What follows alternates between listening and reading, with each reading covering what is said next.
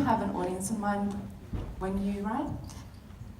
I did not. I mean, of course, when I first started to post my work online, it was really freeing. I wasn't intending to write a book. There was no book in mind, but I was doing it because it was like I was always a really shy kid growing up, like fly on the wall. That's how I liked it. Attention would give me lots of anxiety, and so posting work online was like a way of sharing myself without saying anything, right? So it was still very silent.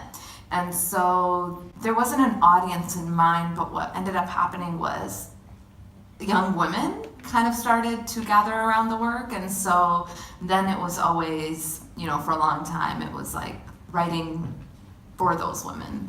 But I always keep in mind that the reason that Milk and Honey was so successful was because I was writing for me and I was being honest with myself. And so now that I have this like wildly successful book and I'm trying to, put a second book out there, just trying to tell myself that the recipe for that was me being honest with myself. So getting kind of like that business sort of mindset out of the way so I can preserve something that's honest and organic moving forward. Yeah, absolutely. And I think that a lot of your fans can see that. And I think that people only relate to truth. So Yes. that's amazing. What if there was one thing that you wish your fans knew about you, what would it be? Ooh. Dun, dun, dun. I think I'm so multidimensional, right? Like there's so many things at different times. Everybody sees this very well curated version of what I put out into the world via social media, right?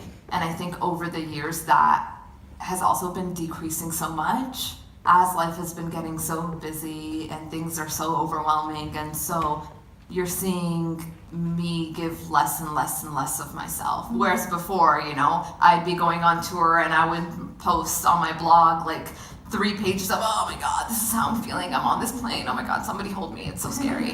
Now it's like, oh, just a photo of me smiling because there's so much anxiety. So many people are watching. And so, I'm a person too. And like, let's just sit down and chat. And sometimes I meet young women and we'll just be doing like a little meet and greet. They'll be like, oh my God, I just want to be you. Like, if only I could do that. And I'm like, but you can. Like, that I'm literally you. Like when I meet young women, like 4 years ago, like that was me, and that's what I want them to see. Especially because, and we've been talking about this so much. Talking about young women interacting with social media and the effects of that. I think there's lots of people who will, of course, look up to me as an example of what they want to be, and I know that causes a lot of anxiety within young women as well, and wanting them to know that everybody has difficulties and everybody has problems, and it's okay and you are enough. Because I also don't want to be that bar that gives women anxiety and like, oh my God, if only I could be like, I think in my mind, the perfect kind of dream is having those young women and having all of us sit in a circle and being like, yeah, we can do this because we literally can. And that is it. And we create these realities in our mind which stop us. And so, yeah. Yeah, absolutely. And I actually think that you've inspired a generation of young women and young men to write.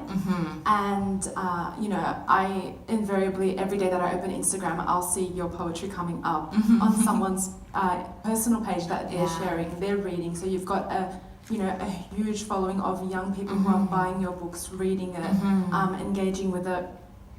So I think that because you're encouraging them to read and to write, you're helping them in ways that you probably don't think. And your writing in and of itself is a coming of age, and you've written a lot about your experiences, both good and bad.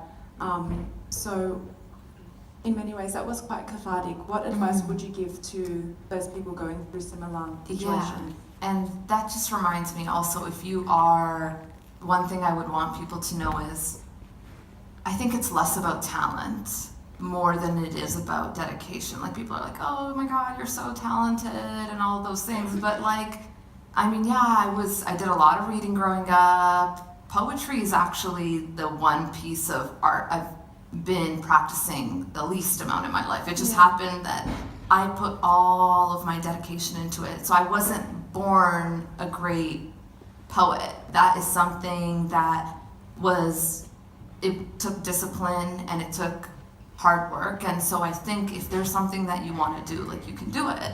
And it's not about talent, it's about practice. And so for even folks going through the difficult things that I talk about in the book, writing is deeply cathartic. And I think that when I'm writing about these emotions, the reason that Milk and Honey's been so successful is because it's so deeply cathartic to read. And so I always say, just express yourself. Writing, studies show, has the ability to heal physical wounds. So if it has the ability to heal physical wounds, imagine how powerful writing is for the emotional and mental trauma that you might be experiencing. And so whether it's writing, whether it is, I don't know, playing tennis or swimming or whatever it is that gets you to that place where you're expressing yourself, I think you have to do it. And that's my message when I'm writing, is we all feel pain, and I think we all just deserve a little bit of kindness, and so why not start with ourselves? Yeah. Absolutely, I love that sentiment. So you mentioned that poetry is something that you had to hone your skill with, and you traditionally practice other arts. So what other arts did you do? So I was originally, like, from as long as I can remember, I've been doing like visual arts. Anything on a piece of paper, and a lot of like hyper realistic sketches with charcoal, paintings. And then when I was in high school, I was sewing dresses because I decided I was going to be a fashion designer. And then my dad was like, that's never going to work out for you. You should probably go be a lawyer. Yeah, exactly. And so then I remember even I completed my fashion portfolio, and then I didn't submit it last minute. But writing, I think I fell into it like accidentally and so organically, because I was reading work by like Khalil Gibran, Sharon Olds, and it made my stomach turn, and it made me feel so seen. And when I felt seen for the first time through other people's poetry, and then I was like, oh my God, like, if other people's words can make me feel the seen, then what the hell is going to happen when I'm writing? And I was hooked. It was like, luckily, kind of a healthy addiction. So, and that's all I did. All I did was write. I would study. I was in university for while writing Milk and Honey, but writing was for me like the guilty pleasure. Like, everybody else was going out clubbing, doing the thing, and then I was like, no, like going into the corner with my laptop and like perfecting the perfect piece. Yeah. I love that. And so all the drawings in your book are your own? They are. Yeah. So the reason I actually brought the drawings into the work, which is something, I wasn't planning on doing. One day I was laying in bed and I felt like I cheated myself, because I'd been, art was something I'd practiced for over a decade. And then along comes this thing called poetry, and it takes all of my attention, and I go from being somebody who was trying to put themselves out there in the world as a visual artist to tossing that out. And that summer I remember I invested like every penny I had into art supplies. And now my mom was screaming at me because there was like 500 bottles of paint sitting there. But I was like, no, like, now I'm a spoken word artist, guys. I'm not doing that. And so then I was like, I feel awful. What am I doing? Oh my God. And then I was like, okay, well, how will I bring the art back then? And I was like, okay, well, why not pair the two? And then I ended up developing this style that is so simple, like the poetry is, but when the simple lines come together, I think it also penetrates deep, like the poetry does. Yeah. And speaking of other art, you also had the photo series with depicting menstruation, and that was something that I think maybe the world wasn't ready to see, and so that went viral. And what were your expectations, and what actually happened with that? Yeah. So I love photography. I love anything visual, and even though I'm an author and I will continue to write many books, for me even the world of books is such a, like, it's visual. When I put out Milk and Honey, it was back in 2014. It came out November 2014. This was a self-published edition. The next day, I woke up and I designed the cover for my second book. I knew the name. I was like figuring out color palettes, dreaming of book trailers, and like the universe of these books is created inside of me through like visualities and things I dream up of, which is why photography is such a love of mine. And so the reason that series even happened was I've always struggled with like menstruation just because of lots of disorders around that I experience. And so every month I used to wake up and I would just be cursing myself like, oh, it sucks being a girl. Yeah. I hate it. I'm so unlucky. And so these were the dialogues I'd be having while I'm like, you know, sometimes fainting, unable to go to work, so many serious issues, but then these issues are erased when I'm, you know, out in the world. And so one day I just got sick of myself and I was like, I'm always being such a crybaby. I need to figure out a way to celebrate this thing because I am going to be having this period for the next 30 years. So let me figure out how to do that. And this idea came about. But it was when I walked into my last year of university, my visual rhetoric class, and the professor asked us to create a project that was a visual body of work that battled a taboo without the use of words. And so for me, this was a perfect in, and I could, you know, get this photo series done, and the excuse was at school. And so I did that, and I posted it online as part of the project as well. We were looking at the way that art, the same piece of art, is seen differently in different spaces. And so then it ended up taking this wild turn where Instagram ended up taking it down, and then in about 2 days it was like this viral monster. It was on the front page of everything, and when I mean the front page of everything, I mean literally cousins in like India, living in places where there isn't even proper Wi-Fi yet, or, you know, phone service. We're like, oh, whoa, what are you doing, you know? And then I was like, oh my God, I have to tell my mom? Like, I'm gonna die. My mother's gonna kill me. And luckily I told her before she heard it on the Punjabi radio station while she was driving the kids to work. So I had told her, and then she actually went to pick up my brother for lunch or something like that. And then she comes back, she's like, yeah, they were talking about you on the radio in Punjabi, all the uncles, but luckily they didn't say your name. And I was like, oh my God. So it was it's hard. Yeah. Because then, I think that was actually the moment where I actually took a step back from social media. Yeah. And I was like, I can't. It was emotionally, I think, a little bit traumatizing for me. Because you have so many eyes, and then you're pulled into the storm, and then it was a lesson I learned very quickly. You know, there was 50% of the comments were so positive.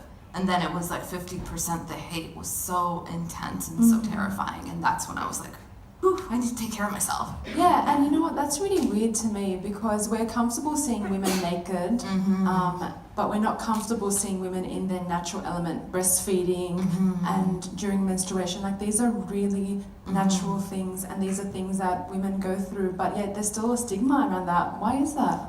I don't know, but I think, like, we've normalized like, pornography, for example. Like, it's so normalized. Like, we see it so often, right? And I think if we were seeing images of women breastfeeding or just talking about periods and not having to hide them, and that over time was normalized, and that would be normalized too. It's just, we're so... I mean, for me, I still, you know, my friend will ask me for a tampon, and I'm like hiding it, and I'm like, okay, well, I should be the last person doing this because my period was all over the internet. So, yeah, it's like unlearning all of that, which is really difficult because, I mean, I was taught from a young age, it is something you have to hide, and my mom would be like, oh my God. Like, we had a trampoline, like a giant trampoline in our backyard, which is the coolest and craziest and most fun thing. But my mom, when I got my period, she was like, oh, you can't jump on it, you're sick. And I was like, what are you talking about? I'm sick. That doesn't even make any sense. But this was something that she learned. Yeah. And, that comes from generations and generations and generations ago. But it's something that even her and I have overcome and taught each other about. Yeah. And actually, I'm not sure if you've heard, but there is a women's only kind of beach here in Sydney. It's called MacIver's Women's Baths. And I went there for the first time like a few years ago. And, there's women walking around naked there because there's no men. So I think it's like men who sexualize women rather than us sexualizing ourselves. And that was the first time that I felt comfortable in my own body because, like you said, it's all these learned things, and so it was such a enriching experience for me, being able to look around and see all these women really confident and able to walk around and without like fearing judgment or without trying to cater to anyone's needs. Exactly. And I even remember as a younger woman, like I grew up in a household where you cover up sort of thing, but the pressures it was difficult because at school, to be accepted by the boys, and the idea of beauty was less close, so battling with that. And that was the reason that I was showing certain parts of my body, not because I wanted to. And that, for some women, it is because they want to, but for me personally, my experience was, it wasn't because I wanted to, it was because, I had to be accepted by certain men. And now, as I'm unlearning that, I don't feel the need to, but now I can show whatever part of my body I want, when I want to, but for different reasons. Yeah. And so it's really going back to also why we do the things that we do.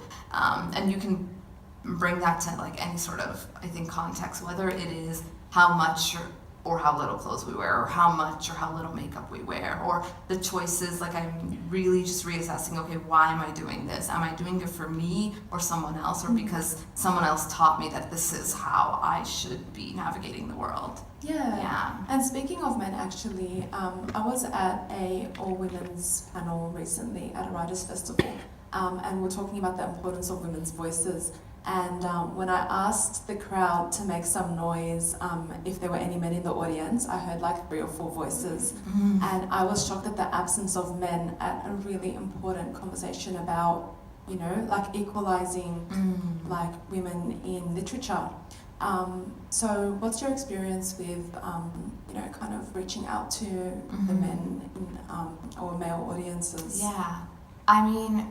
I think for me it's been great. I think people expect, I don't really write from men's experiences. I've never been a man, so I can't even tell you like what, and some men will come to me and be like, oh, well, you should write about how men feel and this and that, and I'm like, but I literally cannot do that honestly, like I can fake it, but I don't think you want me to do that. But I think I was doing an interview recently actually where I just kept getting asked the same question. It was the first time this has happened. It was like, well, don't you think, he was kind of framing me as like this man basher, and it was like so intense. I was like, how do I? So he just wanted to draw that question. Yeah, and he wanted to like make me make this statement or something, like keep attacking me with the same question, so I would like say something. And at that point, it's like you've already pinned me into a corner, and now I have to do this weird thing where I have to defend myself, and then it's just bad either way, right? And so, but I don't think I do that. I think Milk and Honey is not about, or my work, even when I do talk about my experiences with men or the experiences of other women with men, it's not about criticizing men. It's more so about giving voices to women's experience, and men just happen to be one equation of that. And actually, the community of men that circled around Milk and Honey has been so great and so loving. And early on, I would be so scared because like guys would come to an event and I'd be like, oh my God, he's here to yell at me, and he's gonna be like, oh, you're man-hating feminism, aren't you? Feminists, aren't you? And I'd be like, oh, like that's really scary because I'm not. But what do you know? I don't know. And that was something that actually no one has actually come up to me and said that, but it's this fear that I have just navigating through the world. And actually men will be like, thank you, you helped me see or understand my sister's experiences, my mother's experiences, or my partner's experiences. So that's a gift. And I think it's great. And I think also when I talk to the men in my life and we are holding panels, like women's panels, they'll be like, oh, like you should go, but I don't want to invade in that space. So I think it's just about inviting everybody out and being like, hey, like we want to do this together. And the table is circular and we are going to sit together and we're going to listen and we're going to talk about these things. And you're invited to take a seat. Yeah. And making them also feel included. Yeah, I absolutely love that. So, you know, you're like, obviously, the author of like this really famous book, right? But you're also a spoken word artist. Yes. So what draws you to spoken word art, and do you like see that there's a really big difference between the written word versus spoken word? For me, there is a difference in, so I mean, spoken word came before this, and the reason I even got into spoken word was so accidental. I was going through a really rough time in high school, and then I was like, I'm not gonna have a shitty life anymore. I think that was like a higher power kind of reaching out to me and pulling me out. And I went to an open mic night, not knowing what the hell I was gonna do. I didn't even know what spoken word was. I just had this awful idea that I would get on a stage and say something. And that's what I did. I wrote this awful poem about, you know, I had my own idea of spoken word, and it was this, oh, I have to be angry about the government and attack everyone now. That's right. And then I went up and I was like, yeah, like, screw the institution, we're gonna change everything. I had no idea what I was talking about. I think I knew the prime minister's name and nothing else about the government.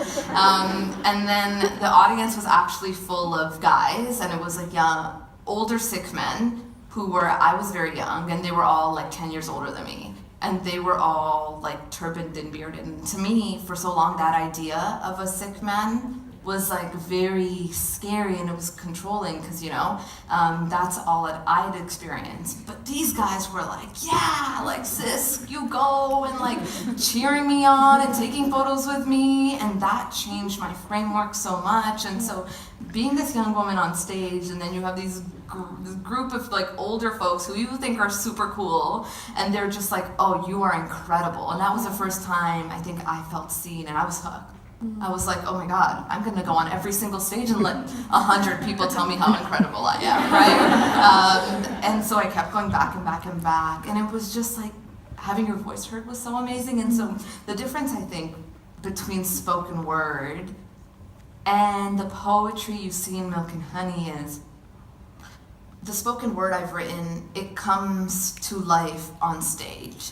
I don't have to worry about how it looks on paper. I haven't even given it a thought where the line breaks are, the punctuation, nothing. I write it solely to perform, and so much attention is paid to syllables, to the way it sounds, rhyme, music, versus the poetry you see in this is so much of it is also visual, where the line breaks are, how many lines, you know? For me, this poetry comes to life on paper just as well. But now in book number 2, actually, I'm publishing a lot of my spoken word, which is really hard for me because I'm such a control freak about how things look on a page. So now I have some poems in each of the chapters that are like 5 pages long, and I'm like, okay, but how are my readers now going to learn to read this style? Because that's something that, you know, over 1 million people who've picked this up will have to do come book 2. And I think that, I mean, like, through my work as a spoken word artist, I've published some of my spoken word poems, and I think that some things are sometimes lost in translation when you put it in print, because you know, you can't see someone's face, you can't see how their tone and stuff like that. Exactly. And when you perform certain lines, I'm sure people laugh. It's hilarious, but people wouldn't have that reaction if they were reading that line. I think that's where you have to trust your readers. It's true. And I'm sure that, you know, it's going to be amazing because they'll be reading it with you in mind. You saying those words, so that's really good. And actually, I wanted to talk quickly about, you know, you as a person, being a woman of color and also a first generation migrant, do you feel that, you know, you've had to try and break a typecast? And you know, just in getting your voice heard, have you had trouble with that? I think so, but it's something also I never really paid any mind to, just because this wasn't an avenue I was trying to get into, right? And so I kind of accidentally started to fall into things. Like, I decided to go to this open mic night. Then I decided to keep going back. Then I decided I'm going to start a blog. And then I decided to put some YouTube videos out there. So things just fell into place. Whereas I know there was, I think me self-publishing was definitely one thing. I knew, and I was told so many times, no one publishes poetry, and especially poetry by people who look like you. You know, there's other voices out there that fit so much better into the landscape of what is Canadian poetry. And that was really difficult. And then I had to come to a decision when I decided I did want to publish. Do I want to wait and let those gatekeepers open the door, which I felt they hadn't done ever? Or do I just want to go on and do it my way? And Smash then, the gate. Yeah, I did. I created a whole different gate. I didn't even smash it. Yeah. And that was really scary. And I think that's something I still deal with, because it's like, oh, I wasn't invited in, and I wasn't, you know, I didn't do it in this traditional way. Milk and Honey wasn't successful through traditional means. So does that mean that the success is not real and it's not grounded in this literary world? Yeah. Well, pretty sure that this speaks for itself. Yeah, exactly. So it's just like battling those. Yeah. But that's about it. And I think that's what also young people, we have the power to now more than ever build our own doors. And I see it across many industries. So, you know, don't even bother waiting for someone else to open them. Go do it. Just go do it. Yeah. And I think that technology is helping us do that. Yeah. You know, Instagram, Facebook, social platforms are really empowering young people to get their voices out or to get their artwork out. Do you think that you would like have a different approach if you didn't have those platforms? To be honest, like, if I didn't have those platforms, I don't even know if I would have ever thought of even doing this. Because it was because of those platforms that I was like, oh, hey, like, I want to share a couple things here and there.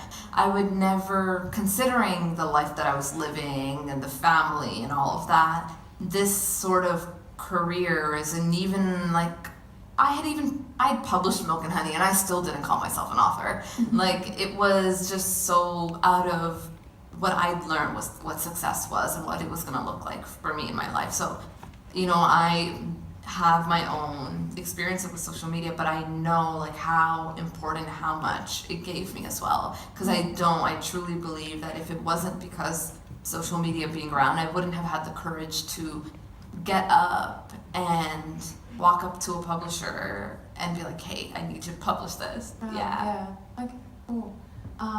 You know, I was also looking up, just like sneakily stalking you, right? And looking up your hometown, Brampton, and it seems like such a really rich, diverse, hot pot of different cultures. And that's kind of like where I grew up in Bankstown. And and so I guess my question to you was, do you think that art thrives in these areas of diversity, and why? Yeah, I mean, we were in Bankstown a couple of days ago, and it felt like just being home again, and it was like, okay, yeah, I got this, and no problem, I do this all the time. And I was telling that audience, like, this space is literally where I came from. Like, that open mic was my first open mic ever, years ago from what I remember. And so, and Brampton is interesting because it's having its own, I don't know if Bankstown is like this, but it's having its own little revolution with art. Yeah, totally. And so you see, I mean, Brampton is a bunch of homes. That is all it is. Like, we have like 2 malls, and then it's just houses and houses and houses and houses. And all our lives, we have been bashing Brampton. Brampton's lame. Like, we want to go to Toronto and we want to live in Toronto and roll around with the cool kids, right? But because of that, and because we were looking for a place of belonging, you have, spoken word artists, photographers, videographers, directors, graphic designers, like dozens and dozens and dozens of them coming up in Brampton, and each of them are like 5 minutes away. And so I think these places are these cultural hubs because you have these communities who want to express themselves and who are finding themselves and figuring out what their identity means because they're tired of being lost within spaces that don't represent them. Yeah, exactly. And like Iman said when she opened up for you in one of her poems, that they're spoken about but never spoken to, and she was sharing her experience and then speaking for herself. Exactly, yeah. So it's obviously like art is the most amazing thing because, you know, you don't even need to say anything. You don't need words to express yourself. Exactly. So, you know, when you're writing, do you ever encounter like writer's block or like write something and be like, oh my god, this is so shit, and then chuck it in the bin? Like 90% of the time, yeah. How do you overcome that? So after I published Milk and Honey, I was like, oh my god, I figured it all out. I'm gonna just be happy forever now. You know, literally that. I was just like, I figured myself out. What are these people having midlife, quarter-life crises? You know, I've got it all under control. And then, like, it literally fell apart that fast. And then I realized, okay, you will never always have everything under control and everything figured out, because the moment you have things figured out, life is going to change all over again, and you'll be on the floor trying to put the pieces back together. And so I had that after Milk and Honey because I was taken out of this environment that I was so used to and so used to writing in, and then all of a sudden I had to figure out, how am I going to go back to writing? I was traveling extensively, and when you're traveling and you're an artist, like, there's no space for creation. And so then it was like, we have book 2. Is there a book 2? What's that gonna look like? And then I was like, yeah, there's a book 2, because I designed the cover right after I released the damn thing. So of course there's gonna be a book 2. And then I signed a contract with a great publisher. We're gonna make book 2 happen. And then I left my hometown. Like I went to San Diego and spent like 3 months in California in different places, and I was like, I'm gonna write this book. And it was awful because I spent 75% of the time hating myself, hating my writing, and thinking it's just never gonna happen. And I think, and that for me, and that's why I don't know if I believe in writer's block, because I think more so it's that pressure. So I couldn't create because I would show up every day, I would have my breakfast, I would show up with like my journal, and I'd be like, okay, well now write.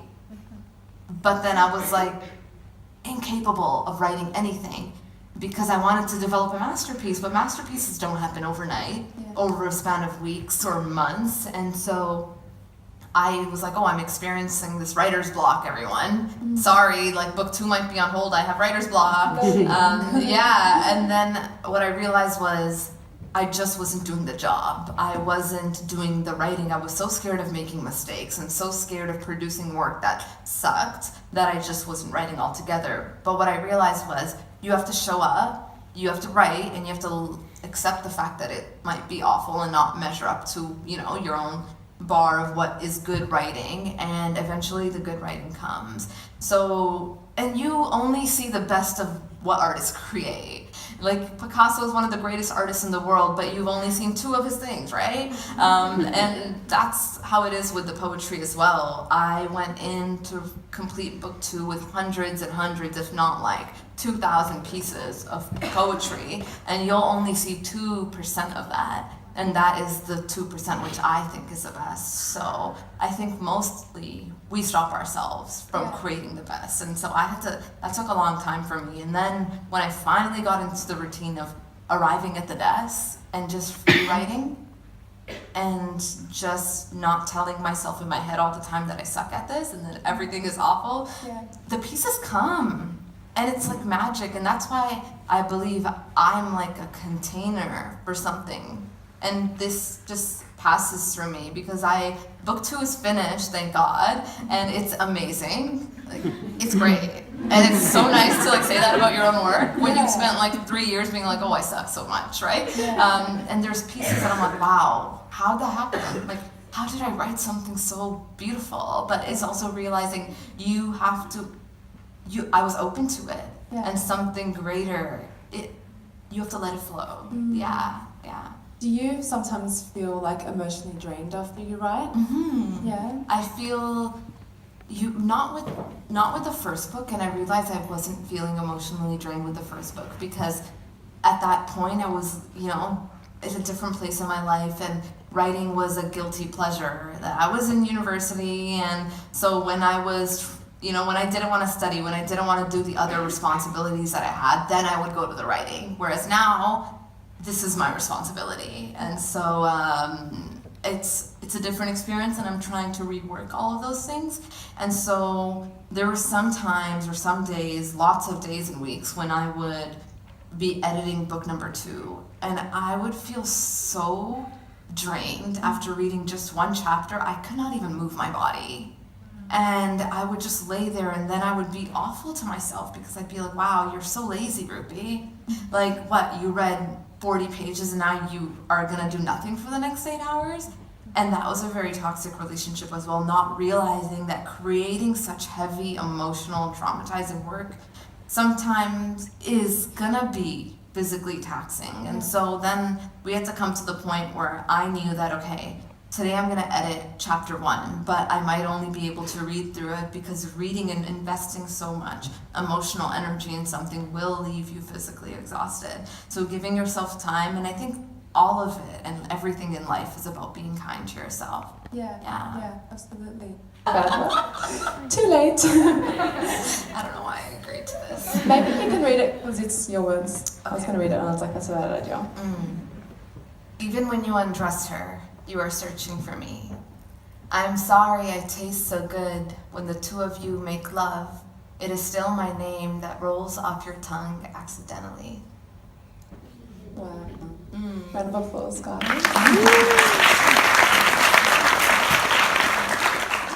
So this poem speaks to me about like longing and lust and love and all these like really, really intimate things. And maybe even sharing an intimate experience but doesn't feel intimate because someone's heart isn't there.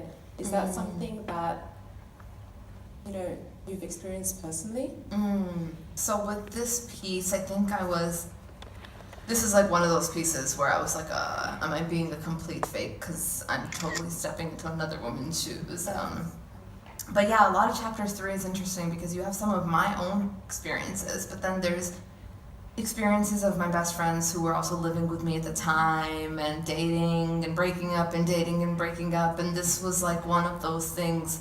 And I think with this piece I was really just trying to explain that toxicness, when your friend is being replaced, as she says, by somebody else. And I think explaining the different dimensions of heartache and different dimensions of anger and vengefulness and what that looks like, and how we can, even our experiences with other women, we are so quick and eager to tear the other woman down, and that's what really I'm exploring with. And there's another piece that's kind of similar.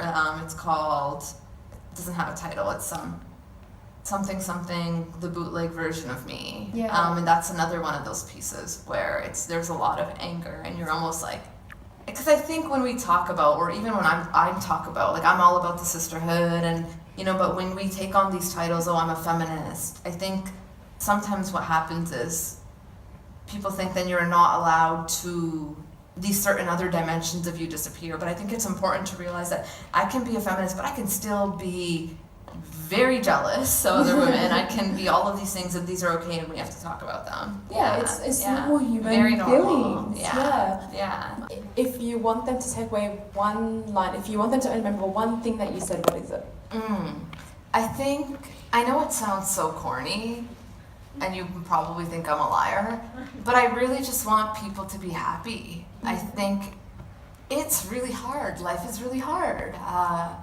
And you deserve happiness and you deserve kindness. And I really think that for me, writing has helped me kind of come back to myself and find that thing, find it, and just find it and fall in love with it and just go to that place and grow and be kind and do all of those things. I mean, things will change over time. Like, for example, for me, now writing has become a sort of career. And so now there's other things, like other guilty pleasures that I have. But you can actually literally do anything that you want. Like, I made this book happen at a budget of like $0. I was so broke. And no understanding of what this industry looked like. We did not come from a family where we had the financial resources or the connections or anything to step inside of that. But it took, like, I think the answer was determination. So figure it out what it is that you want to do, and just work, read, do a lot of reading, feed yourselves, and be good to yourselves. I think that's the most important thing. And what I'm learning right now at where I am is, you know, I've gained so much success, and there's like this book, and there's another one coming out. And I know I'm not the first person to say this, but I think happiness doesn't come from those things. Because I thought at the end of the day, when I finally became a New York Times bestseller for like 57 weeks in a row, and I was #1, that I would be just like the happiest person on earth. But then I arrived at that point, but nothing, like there were no fireworks inside of me. And that was like very disappointing. And so going back to just keep close the things that make you happy. And always go back to those. Yeah. Well, thank you so much for joining us.